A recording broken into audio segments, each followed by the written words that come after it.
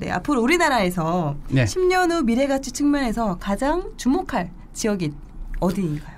이 공원 속에 머무는 가치가 미래의 프리미엄입니다. 그래서 뉴욕의 센트럴파크가 103만 평이에요. 네. 뭐 한 10만 평밖에 차이가 안 나죠? 공원이 보인다. 평당 3, 4억 정도. 안 보인다 2, 3억입니다.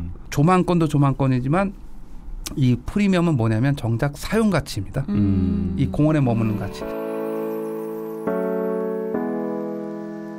안녕하세요. 안녕하세요. 네, 저희가 1부에서는 저희가 7.10 대책에 대해서 이제 위원님께서 되게 자세하게 설명을 해주셨어요. 저희가 오늘 아침 10시부터 녹음을 하느라고 진짜 그 대책에 대해서 제대로 보질 못해서 너무 답답했는데 정리 다 해주셔가지고. 너무나 감사하게도 딱 위원님이 네. 딱 마지막 게스트로 딱 휘날레로 그 대책에 대해서 상세하게 설명을 해주셔서 저도 속이 시원하네요. 이제 좀 네네네. 감사합니다. 끝나고 나서 봐야 되나 싶었는데 네, 이제 저희 이제 2부에서는 이제 10년 후 미래가치 측면에서 가장 주목할 지역은 어디 있는지 또 이제 위원님께서 쓰신 책 내용에 대해서 좀 더 깊이 있게 대화를 나눠보도록 하겠습니다. 그렇다면 이제 바로 여쭤보겠습니다. 네, 앞으로 우리나라에서 네. 10년 후 미래가치 측면에서 가장 주목할 지역이 어디인가요? 서울의 지도를 가만히 이렇게 놓고 보면 경계를 쭉 확인하다 보면 서울의 한가운데를 한강이 이렇게 동에서 서로 W자로 흘러갑니다. 맞아요. 이 W는 뭐의 약자냐면 웰스, 부의 약자. 조금 적나라하기는 WON, 원, 돈의 약자입니다. 이거를 이제 강남에서 볼 때는 W인데 강북에서 보면 M자가 됩니다. 머니다. 이렇게 머니.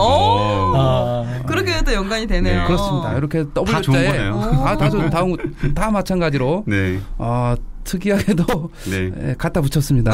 근데 잘 갖다 붙이셨어요. 그러게요.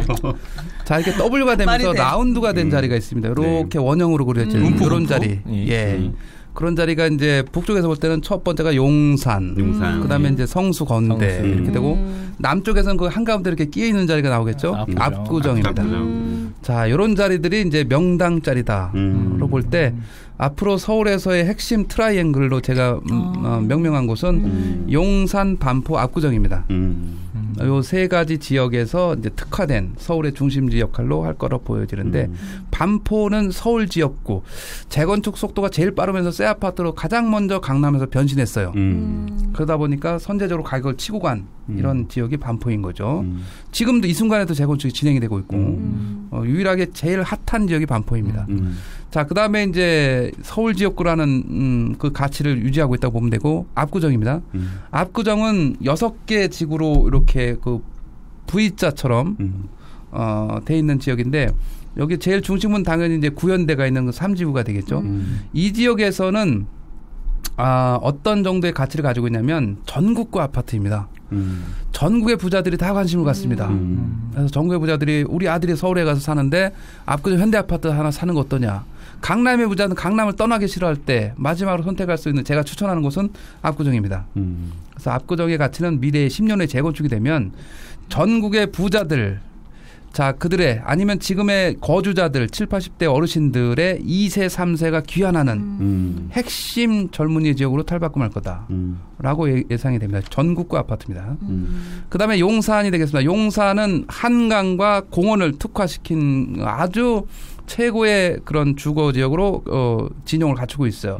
그래서 그 용산 공원을 중심으로 용산 공원은 크기가 91만 평 정도 됩니다. 크기가 가늠이 안 되시는데 네. 사례를 드리겠습니다. 네. 자, 송파 강동에 계시는 분들의 사례입니다.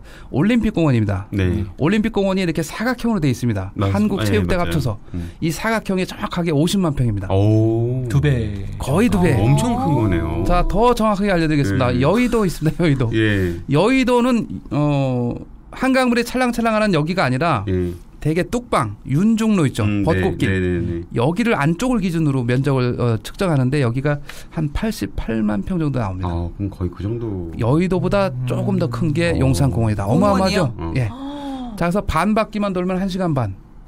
전체 다 돌면 2시간 반 코스다. 이렇게 보시면 됩니다. 이 공원 속에 머무는 가치가 미래의 프리미엄입니다. 그래서 뉴욕의 센트럴파크가 103만 평이에요. 네. 뭐 한 10만 평밖에 차이가 안 나죠? 공원이 보인다. 평당 3, 4억 정도. 안 보인다 2, 3억입니다. 그래서 이 용산 공원에 머무는 가치는 조망권도 조망권이지만 이 프리미엄은 뭐냐면 정작 사용 가치입니다. 이 공원에 머무는 가치. 공원은 제가 책정한 가격은 10조 원입니다. 누구도 책정한 기준은 이제 물어보지 않으시지만 일단 많다 이거죠. 네. 자, 미군이 평택으로 이전하면서 우리나라 정부에서 이전 비용으로 지출한 게 8조 7천억 거의 9조 원 가까이가 됩니다. 여기에 공원을 조성하는 비용이 1조 2천억에 책정돼 있어요. 10조 원짜리의 공원이 탄생하는 되는 거고 나는 그 옆에 산다면 10조 원의 정원을 누리고 산다 이렇게 보시면 될 것 같습니다. 자, 공원과 한강이 같이 있습니다. 한강 조망이 최고의 조망으로 이제 인식을 하고 있지 않습니까? 그래서 한강과 공원을 아우를 수 있는 이런 자리는 없다. 현재까지는 한강이 최고였죠. 그러나 조망권만 따지면 한강보다는 공원이 더 월등합니다. 왜냐하면 사계절 색깔이 다르기 때문에 그래요. 한강은 우리나라의 한강은 안타깝게도 양쪽 측면에 거대한 이런 아주 고속도로를 가지고 있어요. 고속도로죠. 강변북로 올림픽대로. 강한 가운데 물이 있어서 이게 사계절 거의 똑같아요. 그러다 보니까 이제 질리는 거죠. 처음엔 좋았어. 한 달은 좋았는데 그다음부터는 바라보지 않아요. 거의. 무의식적이죠. 근데 공원 조망은 말이죠. 사계절 색깔이 다릅니다. 봄에 꽃피고 여름에 실록이 요새 실록이 어마어마하게 멋있지 않습니까? 가을에 단풍지고 겨울에 눈 내리면 동양산수화. 이 가치를 누리고 사는 가치. 자, 그래서 여기에 이제 또 미군이 간 대신 미국 대사관이 나타납니다. 용산구 앞쪽 북쪽의 끝자락에 나타납니다. 그러면서 한남동에 각국의 대사관이 한 100개 정도 있지 않습니까? 네. 이런 그 글로벌, 그러니까 외국인들이 가장 선호할 수 있는 입지가 공원 옆입니다. 그래서 서울에 사는 부유층 외국인은 다 공원 앞으로 모일 거로 예상이 든다. 그래서 여기는 글로벌 시티가 된다입니다. 그래서 반포 서울지역구, 압구정 전국구, 용산 글로벌시티 이런 트라이앵글 속에서 미래의 그런 핵심 주거지의 역량이 펼쳐질 거다. 10년 후 여기에 머물러야 된다. 보여집니다. 성수동 아까 전에 잠깐 말씀하셨는데 성수동은 어떻게? 성수동은 이제 그 성수 전략정비구역이 1구역에서 4구역까지 해서 이 세대 규모가 8,200가구 정도예요. 여기는 그야말로 이제 제대로 됐다면 이 한 강변북로를 지하화하고 그다음에 그 압구정까지 인도교, 보행교를 놓는 계획까지 있었습니다. 이게 이제 한강의 폭은 대략 한 1km 정도 됩니다. 1km를 걸어와서 자, 압구정에 부모님이 살면 이제 성수의 아들이 딸이 산다. 그러면 여기다 이제 집을 마련해 주면 어떻게 되겠습니까? 고마워야 되니까 뭐 아침에 한 번씩 와서 이렇게 문안 인사 한 번씩 하고 가고 이런 식의 가능했다. 그럼 그 얘기는 뭐냐면 성수와 압구정이 다리 하나 사이로 마주보고 있다.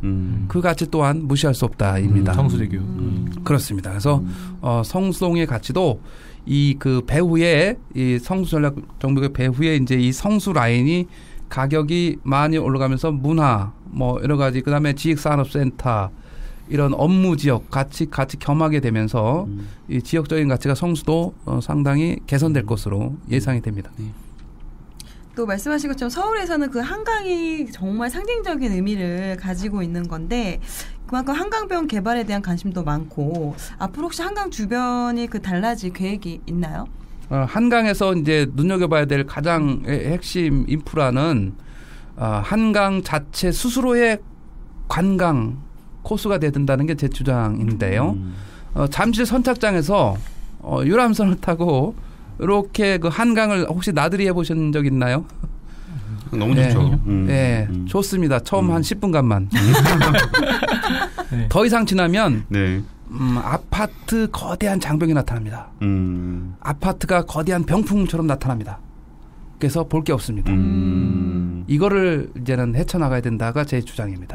그래서 한강변을 35층 단일 한 이런 그 스카이라인을 만들 게 아니라 45층 50층 스카이라인을 만들고 여기에 관광 자원이 될 수 있는 가치를 부여해야 된다. 지금이 절호의 기회다. 한강이 대규모 변신을 시도하고 있기 때문에 그렇습니다. 재건축이 되고 그렇습니다. 재건축 재개발되고 거기에 곁들여야 될 가장 명품은 노들섬 오페라하우스가 탄생해야 된다라는 주장을 하고 있습니다. 근데 안타깝게도 2011년을 기점으로 이게 거의 제 기억에 한 6,200억 정도의 예산을 투입해서 하려고 한 것이 이미 설계까지도 완성됐었던 거예요. 근데 이제 그때 무산이 됐었죠. 그렇죠. 설계비만 뭐 한 200억 이상이 쓰였었어요. 어마어마한 거죠. 이게 실현이 된다면 한강의 프리미엄은 시드니 오페라 하우스. 자, 이 오페라 하우스가 지금 부산의 북항에 만들어지고 있습니다. 그래서 지금 제가 부산을 높게 평가하고 있습니다. 부산에 이게 실현이 되고 있습니다. 근데 꼭 오페라 하우스여야 되나요? 뭐 박물관이나. 자, 그래서 이제 오페라 하우스가 탄생하면 어떤 결과가 되냐면 말씀하셨던 박물관, 국제 업무지구, 용산의 국제 업무지구가 100층짜리가 올라가면 100중에서 전망대에서 보고 한강에서 노들스 오페라 하우스에서 유람선에서 이 장면을 만끽하고 마지막에 우리가 외국인이 왔다 그러면 마지막에 풀어야 되는 곳은 용산공원이에요. 박물관.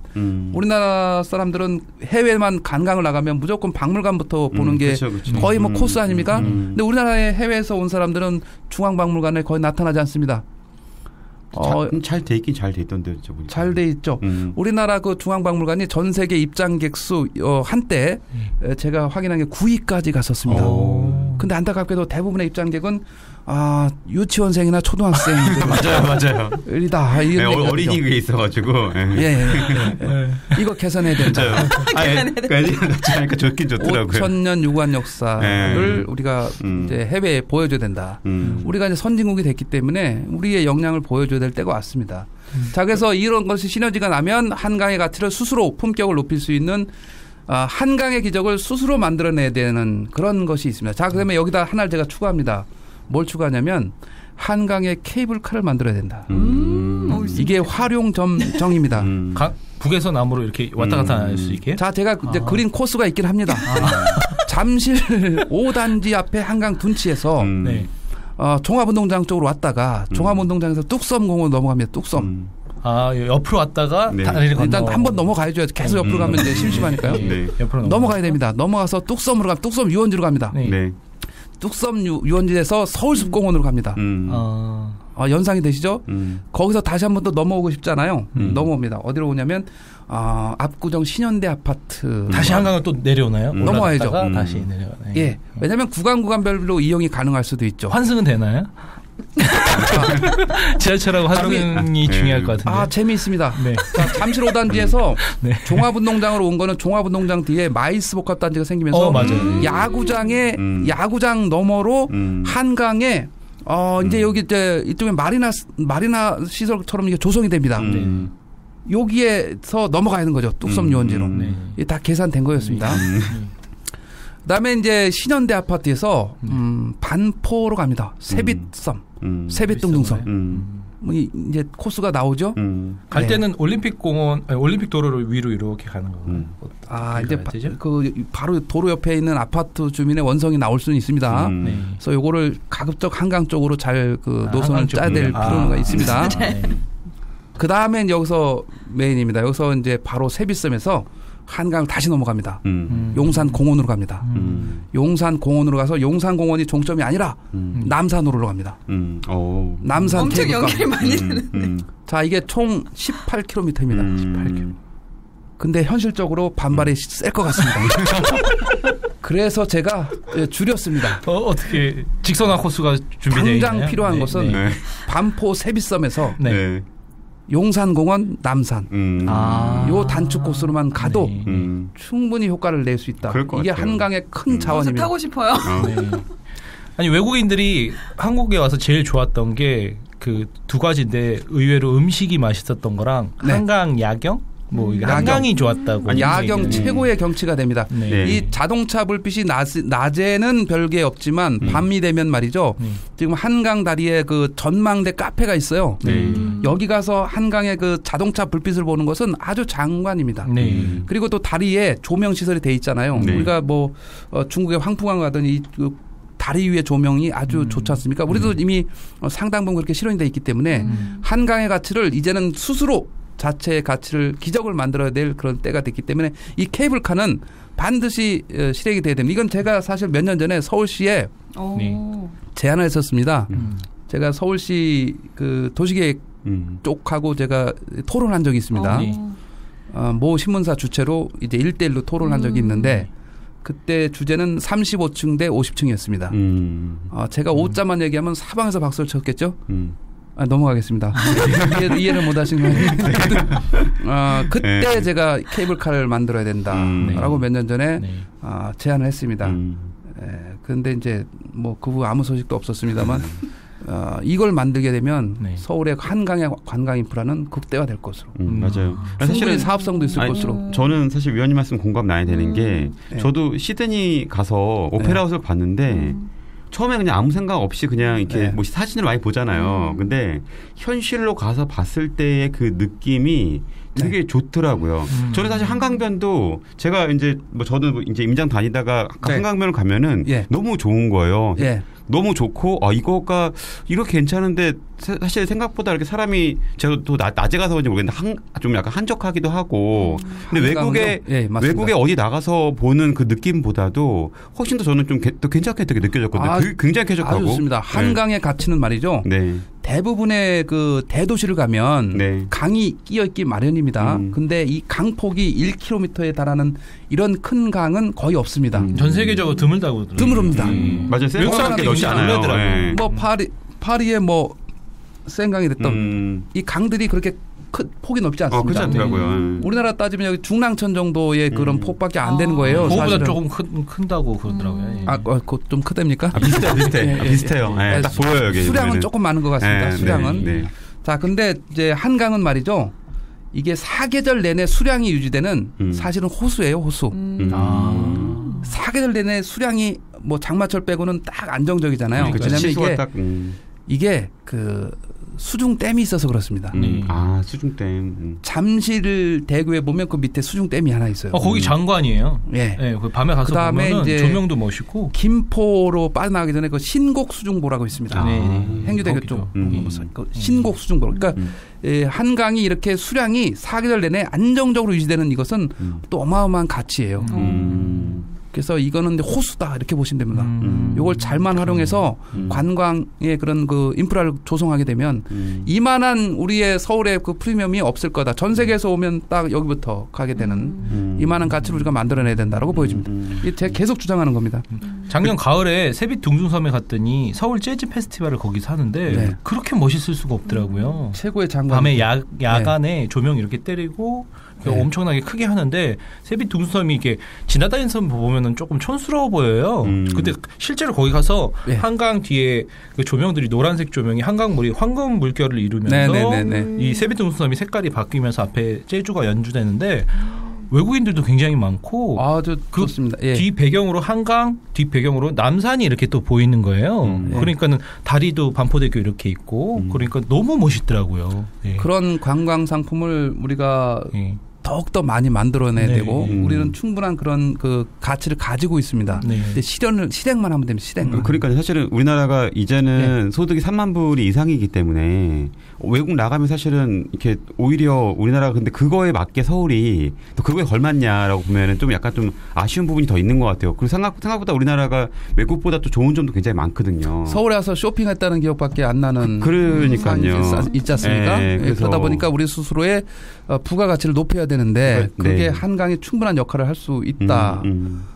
그거를 조금만 이제 우리가 집중해서 가꾸자. 이게 제 주장이고 이건 다 책에 다 써놨습니다. 저도 홍콩 가서도 홍콩 쇼핑은 별로였어요. 그냥 한국이랑 똑같더라고요. 백화점 이런 거랑. 근데 홍콩 그 야경 그 스카이라인이 그 홍콩 가겠더라고요. 그냥 너무 멋있어갖고.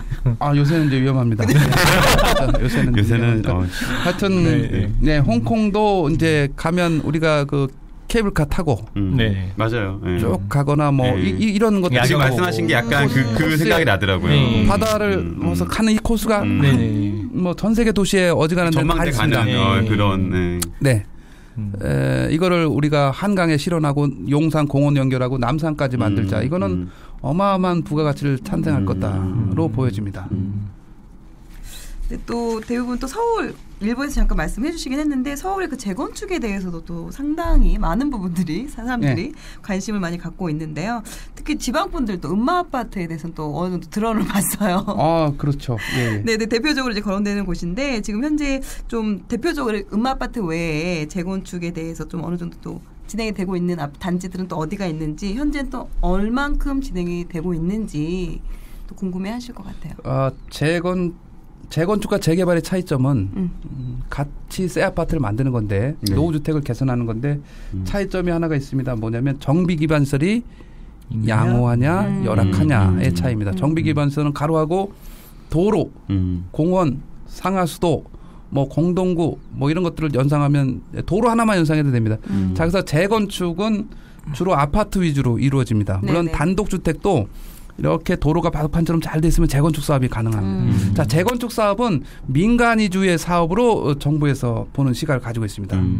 그래서 이거는 일종의 약간의 규제 대상, 재개발에 비해서. 왜냐하면 재개발은 기반설을 정비해야 되니까 도로를 새로 닦고, 그죠? 공원도 만들어야 되고, 그러니까 기존에 자기들이 가지고 있던 보유 면적에서 일정 부분은 기반설 조성 면적으로 나가는 거예요. 약간 공공성이 있어 보이잖아요. 도로도 만들어야 되니까. 네.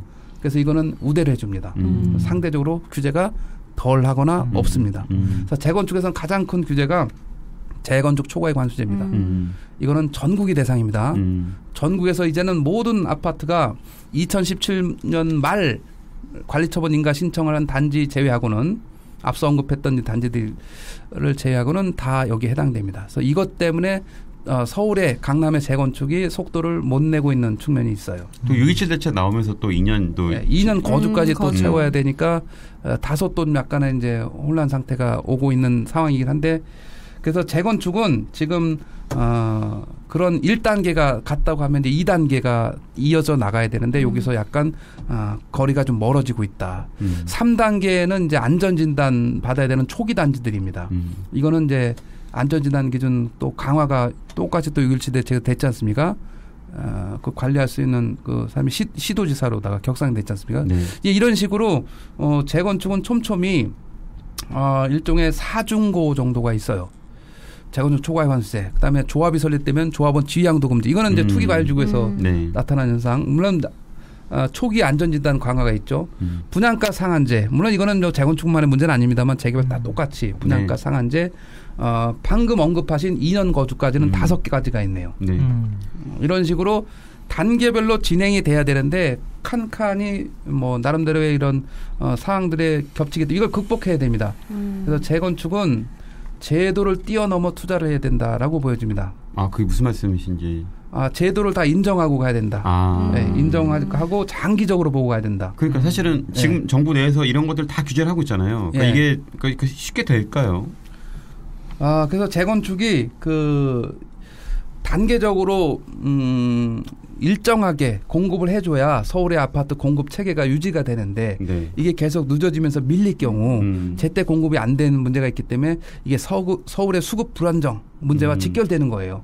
그래서 이 부분을 과감하게 좀 개선할 필요가 있겠다. 그래서 신도시 개발도 중요하지만 서울의 문제는 서울에서 해결해야 되기 때문에 재건축 재개발을 제때 되도록 이제는 좀 시각을 바꿀 때도 됐다고 보여집니다. 지금 위원님 말씀을 진짜 전문가들이 너무 많이 말을 하고 있는데 정부에서는 계속 이제 더 오히려 이번부터 다행히 정부가 이제 공급 체계를 좀 바꾸겠다는 것이고 도심에 또 밀도를 높여서 용적률 높여서 하겠다는 이런 이제 의지도 이번 7.10 대책에 또 나와 있습니다. 그래서 지금 저는 나름대로 구체적인 사항은 언제 좀 이제 그 TFT를 만들어서 태스크포스 팀을 만들어서 하고 있다니까 좀 기대를 해보겠습니다. 2년 안에 나오겠죠. 그래서 이제 재건축이 그렇게 해서 체계적으로 단계별로 빨리빨리 조속하게 됐으면 서울 주택시장 안정에 빨리 다가갈 수 있지 않냐는 기대를 가져봅니다. 그리고 재개발은 이제 재건축 초과의 관수제처럼 개발리 관수는 재개발에는 없습니다. 그러니까 이게 없는 거니까 상당히 그 부담감이 없는 거죠. 그리고 그 조합원 지위양도 금지도 재건축은 조합이 설립 이후에 있는데 이 재개발은 관리처분 계획 인가. 그러니까 분양 직전에 있는 겁니다. 그러니까 그만큼 한 2년 정도로의 후에 있는 거죠. 그만큼 재개발의 매매가 상대적으로 자유롭다 볼 수가 있겠습니다. 당연히 이제 재건축은 실거주 2년인데 분양 전까지 재개발은 이것도 없는 거죠. 다만 최근에 하나 8월 달부터 강화되는 게 있습니다. 임대아파트 의무 비율 강화입니다. 요게 이제 늘어납니다. 서울 같은 경우는 20% 플러스 지자체장의 그 직권에 따라서 10% 더 할 수 있습니다. 최대 많이 지면 30%입니다. 30%. 이게 당초에는 15%였어요. 30%니까 2배 가까이 늘어나지 않습니까? 30%가 서울시에서의 그 재량권 10%를 다 쓸 것 같지는 않습니다만 기본 20%에다가 그 재량권을 5%만 쓰더라도 25%가 돼요. 그럼 당초 15에서 25가 되니까 10%가 늘어나잖아요. 1000가구를 지면 10%면 무시 못합니다. 네, 100가구가 더 늘어나는 겁니다. 이 100가구 임대아파트 서진다. 이게 굉장히 그 사업성에. 그렇죠. 분양 물량이 그만큼 줄어드니까요. 맞습니다. 분양을 예를 들면 10억에 할 수 있다고 치면, 임대아파트로 사갈 때 얼마 정도 사갈 것 같습니까? 훨씬 저렴하게 하겠죠. 예, 훨씬 저렴하게. 반값. 물론 이제 서울시 주장은 뭐 한 60% 내고 간다고 합니다. 5, 6억. 자, 6억이라고 치면 한 채당 마이너스 4억입니다. 100채가 늘어나면 400억이 마이너스 되는 겁니다. 예를 들면 그렇다는 거죠. 정확한 계산 아닙니다. 정확한 계산 아닙니다. 다시 한번 강조합니다. 예, 이만큼 조합의 부담이 늘어나는 거니까 제가 얘기할 때는 사실상의 개발이익 환수제다. 이렇게 좀 제 시각은 그렇습니다. 그래서 이것도 빨리 돼야 되는 측면에서 보면 다소 좀 걸림돌로 작용할 우려도 있을 수 있다. 그래서 재건축 재개발은 최대한 빨리 속도를 내는가가 서울시 주거 안정에 상당 부분 영향을 미칩니다.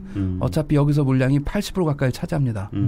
이 80% 물량이 계속 밀릴수록 서울에 뭐 빈 땅은 별로 없기 때문에 공급은 줄어드는 공급이 이제 지체될 수 있는 문제로 직결될 수 있어서 이걸 빨리 서둘러야 될 필요는 있겠다. 위원님과 지금 말씀하신 것 중에 사실 대표적으로 특히 재건축 같은 대표적인 게 이제 아까 뭐 재건축 재개발에 대해서 잘 설명해 주셨는데 대표적인 게 지금 뭐 대치동 음아아파트나 잠실주공 5단지에 대해서 이제 다들 기대감이 크잖아요. 또 거기 또 중층이고 또 그거에 따라서 또 여러 가지 비슷한 것들이 또 이제 대기하고 있단 말이에요. 사람들이 딱 거기를 되게 많이 주시하고 있는데 위원님 보기에는 이거가 뭐 어떻게 될 것이냐. 두 가지를 비교하라 이건 얘기죠. 그렇습니다. 두 가지 비교나 이게 혹시 가능할 건지 아니면 계속 이제 어떻게 되고 있는지. 그 두 가지를 비교하는 게 제 강의 자료에 나와 있습니다. 제가 라이벌 아파트, 라이벌 재건축 아파트 선정했는데 그게 말씀하셨던 잠실 5단지와 음마아파트입니다. 자, 이 아파트는 연년생입니다. 78년산, 79년산. 누가 형일 것 같습니까? 50% 확률인데 답을 안 하시네요. 78년산, 79년산. 누가 형입니까? 엄마가 형 아닌가요? 엄마가 형이 50%도 못 맞추시네요. 잠실 5단지가 78년산. 자, 78년산이면 몇 년 됐습니까? 42년 차. 그러네요. 엄청나게 오래된 아파트입니다. 저보다 많네요. 네. 나이 많습니다. 그런데 아직도 잠실 5단지는 조합 설립 단계. 음마아파트는 추진위원회 단계. 이 세 가지 아파트는 연년생인데 제가 이거를 왜 라이벌로 했냐면 세 가지 점에서 유사합니다. 첫 번째는 연식이 좀 유사하고요. 방금 말씀드린 연년생. 두 번째는 평형 구성이 유사해요. 30평대만 있어요. 음마아파트가 31, 34평. 5단지가 34, 35, 36평. 그다음에 규모에서 비슷해요. 음마아파트가 4424. 4424. 그다음에 잠실 5단지가 3,930가구. 거의 4,000세대급으로 대단지네요. 4,000세대급으로 유사합니다. 근데 결정적인 차이가 있습니다. 유사한 거 다 유사한데 결정적인 차이는 현재 용적률입니다. 현재 용적률이 음마아파트는 200% 정도 됩니다. 200%. 용적률이라는 거는 대지분의 지상층 연면적의 합계.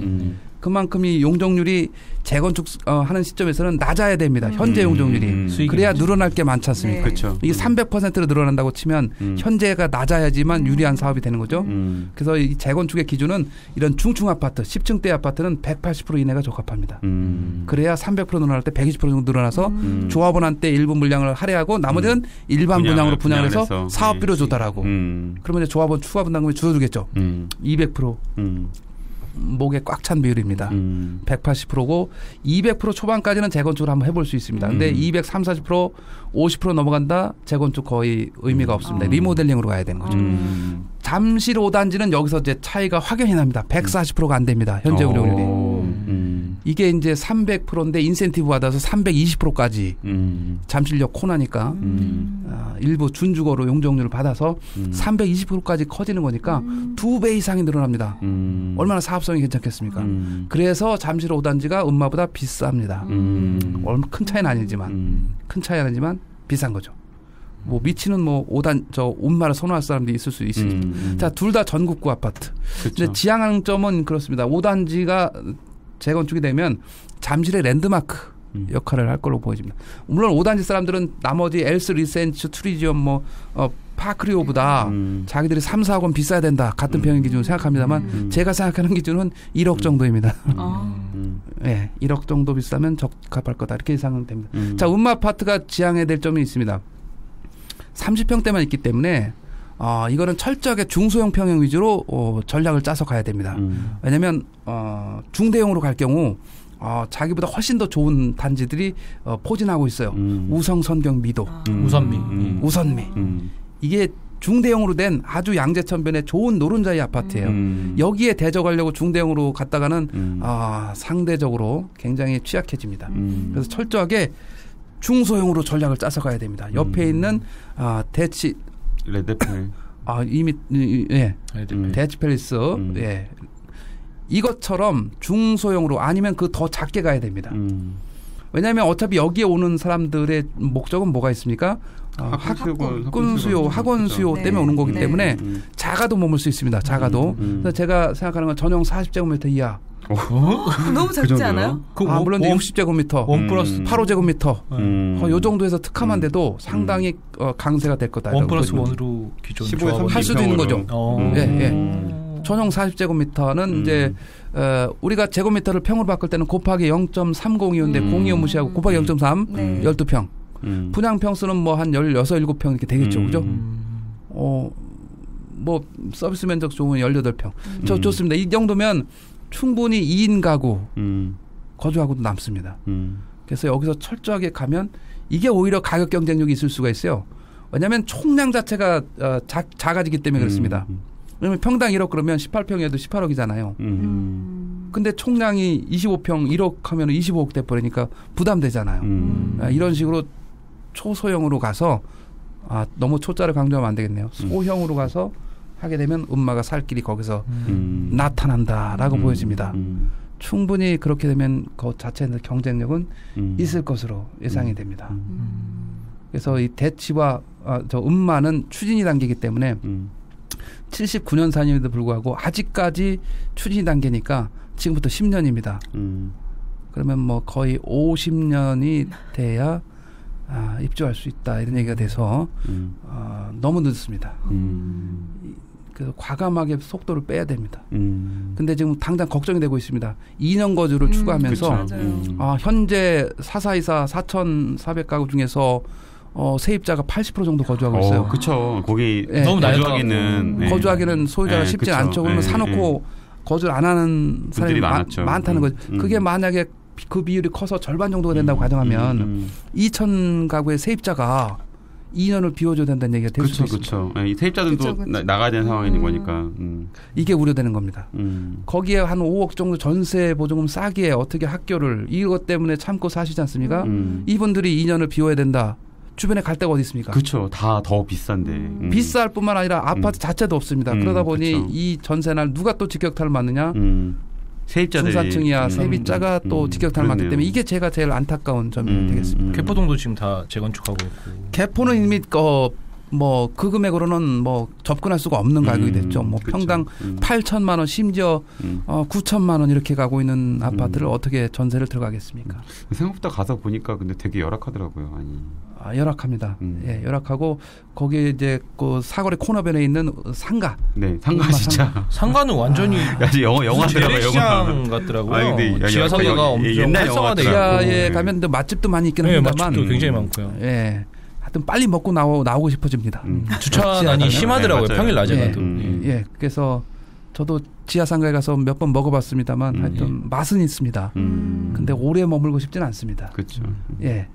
그래서 이 갈 길이 좀 먼 상황이다. 이렇게 좀 볼 수가 있어서. 갈 길이 먼 상황이다. 전국구 아파트의 그 브랜드 가치가 있긴 합니다만 여전히 계속 초기 단계에 머물고 있다는 게 가장 안타까운 점이라고 할 수 있겠습니다. 쉽지 않겠네요. 네. 그렇다면 서울의 그런 대표적인 또 재개발 지역이 있다면 어디가 있을까요? 서울의 대표적인 것은 강북에서 대표가 이제 역시 마포가 선제적으로 새 아파트로 바뀌면서 치고 나갔다라고 할 수가 있고 마포. 자, 이 마포가 하면서 이제 영등포로 나갔죠. 뭐 신길뉴타운이 됐던. 그다음에 왕십리, 청량리로 전농동 이렇게 넘어갔습니다. 참 앞으로 그럼 남은 건 어디냐? 장위뉴타운. 장위뉴타운도 지금 새 아파트로 서울의 외곽 지역은 무조건 다 새 아파트를 바뀌면 다 10억, 11억, 12억 이렇게 이미 변신했다. 그만큼 재개발이 빨리 돼야 됩니다. 네. 그래야 주거 안정에 기여할 수 있는 거죠. 이게 또 상당 부분 서울시에서 해제가 돼 있어요. 2011년, 13년 이때 시장이 안 좋을 때 재개발의 정비구역의 절반 정도가 해제돼 버렸어요. 그러다 보니까 원천적인 물량 자체가 줄어든 부분이 있습니다. 자, 근데 남아있는 데는 핵심 노른자에는 역시 한강변으로 와야 됩니다. 한남뉴타운. 성수, 한남뉴타운. 한남. 그 다음에 하나 더 추가합니다. 노량진.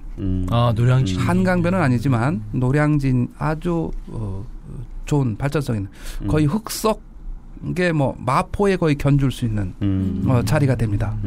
그래서 노량진 뉴타운 동작구청 주변에 그 입지하는데 이 자리도 상당히 관심 지역으로 봐야 됩니다.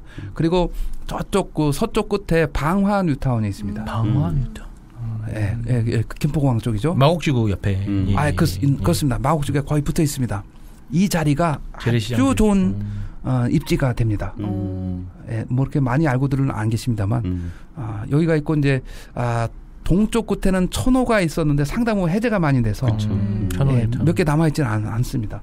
그리고 지금 거여마천 이쪽 이제 끝자락 동서를 가르면 있고 한가운데 이런 지역들이 남아있다. 한남뉴타운이 최고의 가치를 누릴 걸로 예상됩니다. 한남뉴타운은 이제 1구역이 해제가 됐고 2, 3, 4, 5 이렇게 시계 방향으로 갑니다. 3구역에 이제 얼마 전 시공사를 현대로 특정해서 얘기해도 되나요? 괜찮습니다. 저 팟캐스트라서 돼요, 저희는. 다 괜찮습니다. 그래서 선정이 됐습니다. 그래서 2구역, 3구역, 4구역, 5구역. 자, 5구역은 한강변에 위치하게 됩니다. 반포대교 동쪽에. 그래서 요 자리가 한강 조망권 측면에서 보면 제일 괜찮을 수 있는. 자, 4구역과 5구역 위에 동빙구역 신분당선이 거기 서게 됩니다. 그래서 이 지역 자체의 가치가 충분히 한남뉴타운이 2, 3, 4, 5만 합치면 한 12,000가구가 됩니다. 성수가 8,000가구니까 4,000가구 정도 50% 이상 크죠? 여기에 이제 한남뉴타운은 추가되는 게 3개가 있습니다.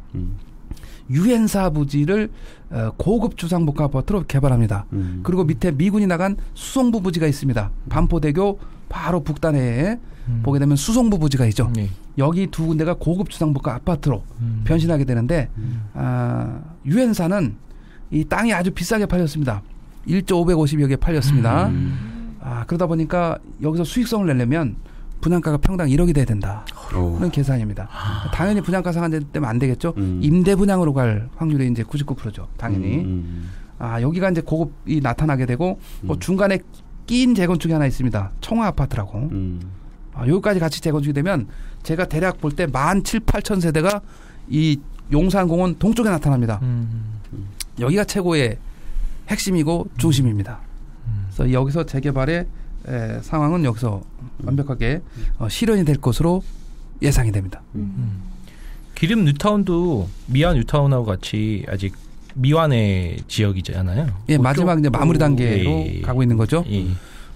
기름 미아 이쪽도 이제 나름대로는 교통이 많이 개선이 되면서 뭐 이제 우이 경전철이 그 바깥쪽으로 또 돌고 하면서 기존 또 4호선까지 뭐 활용할 경우 나름대로는 뭐 의미 있는 지역으로 변신을 시도하고 있고 거기를 살짝 이제 미아 3거리 쪽으로 동북선 경전철이 이렇게 스치고 지나갑니다. 그렇죠. 그래서 이제 장인우타운 쪽으로 해서 가는 거죠. 그래서 이제 뭐 중계, 상계까지 갑니다. 이쪽으로 은행 사거리, 학원가를 가는데 이쪽이 사실은 경전철이 없었던 안타까운 철도가 없었던 지역인데 거기 학원 사거리, 학원으로서 아주 중계동이 좋긴 합니다만 하계역까지 멀었다. 그래서 동북선이 등장하게 되면 그 지역이 상당히 좀 관심을 받을 것으로 이렇게 예상이 됩니다. 경전철 얘기는 안 하려고 그랬는데 어떻게 거기까지 갔네요. 예. 또 이제 미래가치에서 보면 또 교통호재를 또 빼놓을 수가 없는데 또 서울에서 GTX가 또 이제 관심 또 많죠. 아유, GTX가 또 개통이 되면 또 개벽할 지역이 또 어디가 있을까요?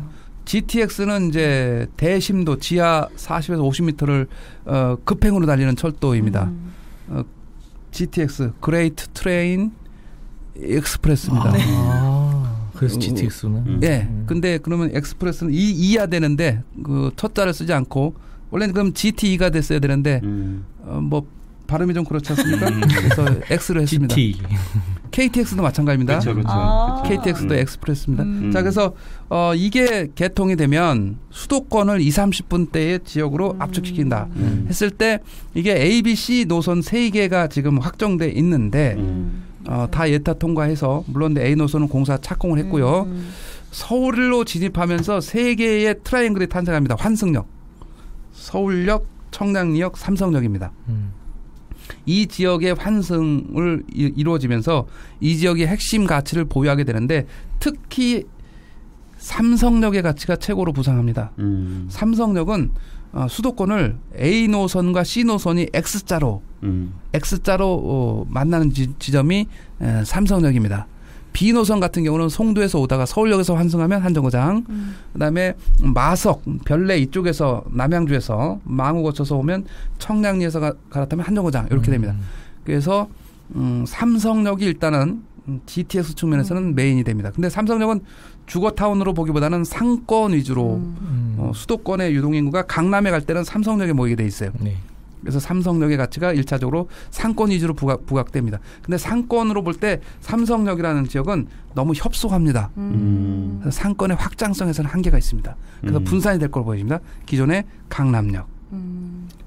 그다음에 봉은사역에서 신노현역, 위례신사선을 타고 도산대로 쪽으로 이렇게 퍼져나갈 것으로 예상됩니다. 한 서너 정거장 차이 정도로. 보통 동탄하고 일산 쪽에 메리트가 있다고 많이 말씀하시는데 오히려 삼성 쪽에 더.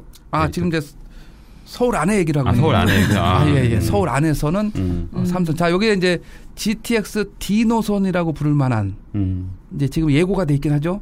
예. 아직 노선이 확정 안 됐는데 준비되고 있습니다. 김포 검단 쪽에서 부천 종합운동 이건 제가 그리는 노선입니다. 네. 아까 저 케이블카 같은 건가요? 한강변. 아니 사실상 네. 남부 광역 급행 철도라 그래서 원래 있었던 노선이 하나 있습니다. 네. 구상 단계 노선이. 부천의 단곡에 종합운동장이죠. 여기서 출발해가지고 신도림 거쳐서 사당, 강남역, 삼성역, 잠실 이종점.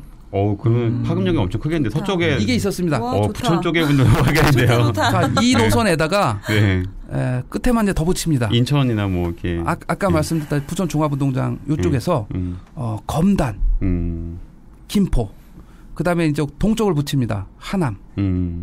요게 지금 예상 노선입니다. 물론 이제 하남 같은데 너무 많이 철도가 들어가니까 중복되는 개념도 있을 수는 있겠죠. 물론 이제 뭐 검단에도 이제 5호선 들어가고 김포에도 또 5호선 한강선이 예정돼 있기 때문에 좀 그런 면은 없지 않아 있습니다만 어찌됐건 D 노선까지 갖추게 될 경우 이 서울을 중심으로 GTX가 수도권의 수요를 주택시장의 그 수요를 분산할 수 있는 이런 충분한 가치를 누리고 있다고 보시면 됩니다. 물론 역으로 상권 측면에서는 약간 빨대 효과가 나타날 수가 있어요. 주택은 분산이 되되 상권에서는 빨대가 나타날 수도 있어요. 왜냐하면 서울로 집중력을 예를 들면 쇼핑이라든가 문화 이거는 외곽 지역보다는 서울로 20-30분대로 진입해서 이렇게 할 수 있는 상권에서는 이런 현상이 나타날 우려도 있다. 그거는 보여집니다만 어찌됐건 주택시장에서는 분산하는 그런 효과가 상당히 좀 나타날 거로 예상이 된다. 네, 제가 지금 2시간 동안 이렇게 또 위원장님 모시고 또 이야기를 나눠봤는데요. 시간 금방 갔죠? 벌써 다 끝냈습니까? 네, 저희가 지금 준비한 거에 반도 못했는데 말씀 많이 하셔가지고 2시간이 다 지났습니다. 네. 710 대책 때문에. 네, 710 대책 새로 하느라고. 오늘 좀 출연해 주시면서 또 대책이 또 오늘 나온 거 또 준비해 오시느라고 예, 또 시간을 또 되게 예. 짧은 시간에 준비해 오셨는데도 또 너무나 저희가 궁금해하는 부분에 대해서 답변을 해주셔가지고 네. 또 듣는 분들도 또 저희도 최대한 이거 빨리 편집을 해서 예. 도움이 될 수 있게 청취자분들께 빨리 전달을 해드리려고 하고 있고요. 네, 어떠셨나요? 2시간 시간 괜찮으셨나요? 시간이 금방 지나가네요. 네. 이걸 다 언제 얘기하나 싶었는데 아직 절반도 얘기 안 한 것 같은데 네. 다 끝났네요. 네, 네. 시간이 약간 그러다 보니까 한 번 또 더 나오시면 되니까요. 네, 다음에 뭐 저는 뭐 그냥 나름대로는 준비된 그냥 뭐 질문 하나만 막 던져도 그러니까 다 이렇게 답변을 해주셔가지고 원고 없이 하는 게 편합니다. 네. 원고를 보면 더 꼬입니다. 책 얘기 좀 해주시죠. 네, 위원님의 새로 나온 책 대한민국 부동산 10년 후 미래 가치에 주목하라. 네, 제가 이제 18년간 부동산 전문가로서 상담을 하거나 여러 가지 이제 경험, 그다음에 앞으로 이렇게 됐으면 좋겠다. 미래에는 또 이런 가치가 실현될 거라고 생각한 모든 것들을 여기다 한 권에다 응집을 해서 책을 썼습니다. 그래서 이만한 가치를 누릴 수 있는 미래 가치가 충분하기 때문에 이걸 참고해서 오늘 뭐 얘기한 것도 상당 부분 이 책에 다 들어있는 내용들이 많습니다. 그래서 참고를 하시면 미래에 내 집 마련이나 이런 투자 전략에서 상당한 도움이 되지 않겠나 예상됩니다. 네, 10년을 내다보고 투자 방향을 짚어주는 대한민국 부동산 지도. 네, 위기에도 오를 것은 오른다. 네, 모든 것을. 전국을 다 짚었습니다. 네, 수도권부터 해서 지방 광역시까지 전부 다 짚어주셨으니까 꼭 도움이 되실 것 같습니다. 네, 박학수 의원님과 함께 부동산 또 규제 710 대책에 대해서 또 설명을 또 들어봤고 또 앞으로 또 미래 가치가 있는 서울 수도권 지방까지 또 이야기를 들어보는 시간 가졌는데요. 네, 오늘 저희가 준비한 시간은 여기까지입니다. 감사합니다. 감사합니다.